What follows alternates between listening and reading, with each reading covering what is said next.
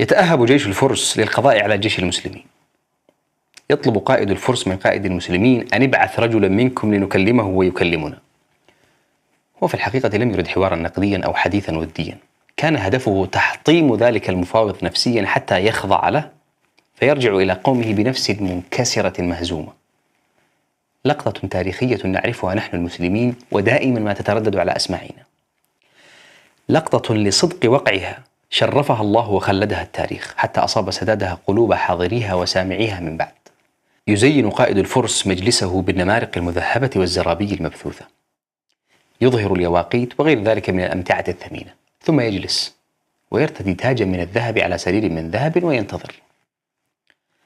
يصل الصحابي الكريم ربعي بن عامر بثياب صفيقة فوق فرس قصيرة، ومعه سيفه الذي وضعه في خرقة. ينزل ويربط فرسه بأحد الوسائد ويدخل. يغتاظ الجند: ضع سلاحك. يرد ربعي: إني لم آتكم، وإنما جئتكم حين دعوتموني، فإن تركتموني هكذا وإلا رجعت. يسمع رستم قائد الفرس هذا الحوار فينادي: ائذنوا له. فأقبل يتوكأ على رمحه فوق النمارق فمزق عامتها ليحطم نفسياتهم وليخضعوا هم لا هو. ثم جرى بينه وبين رستم الحوار الشهير: ما جاء بكم؟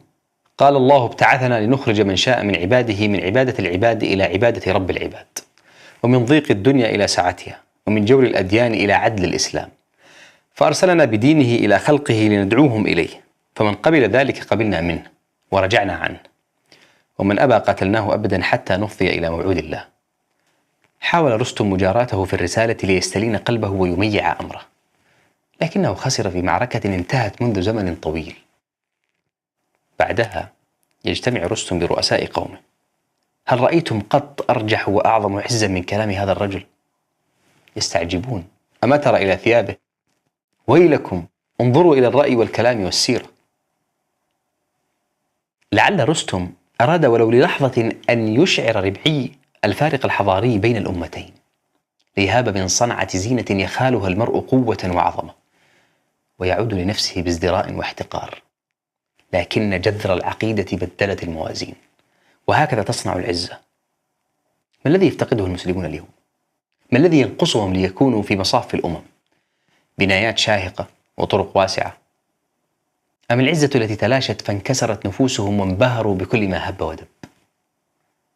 ما حال ربعي رضي الله عنه لو كان بيننا اليوم؟ يؤذى النبي صلى الله عليه وسلم، يشتم، يحتضن الصخر بطنه، تبكي دموع أصحابه، الأذى حاوط الجميع، نفس هذا النبي لم ترضى بالدني ولا بالقلة. يحفر مع أصحابه الخندق مخافة قريش ولا يجد أحدهم لقمة العيش. يرفع النبي رأسه ويقول: الله أكبر، أعطيت مفاتيح الشام، والله إني لأبصر قصورها الحمر الساعة. الله أكبر، أعطيت مفاتيح فارس، والله إني لأبصر قصر المدائن أبيض. الله أكبر، أعطيت مفاتيح اليمن، والله إني لأبصر أبواب صنعاء من مكاني هذا الساعة. وما زال منهجه التبشير لأصحابه وأحبابه ثقة بوعد الله وعزة به، ولو كانوا بضعة لا يأمنون على أنفسهم من قومهم. هذه المدرسة العظيمة التي كان يؤسسها النبي صلى الله عليه وسلم وينتمي إليها ربعي وأصحابه ومن بعدهم، لا تنحصر في بقعة جغرافية صغيرة، بل تشمل مساحات أوسع من ذلك بكثير، حتى أنت تشملك، ولك أن تنهل منها. من كان يريد العزة فلله العزة جميعا. امتثالك لأمر الله، الثبات على هذه الطريق، الصبر على مشاقها، الاستبشار بالغد الواعد، هي السبيل إلى العزة. السلام عليكم.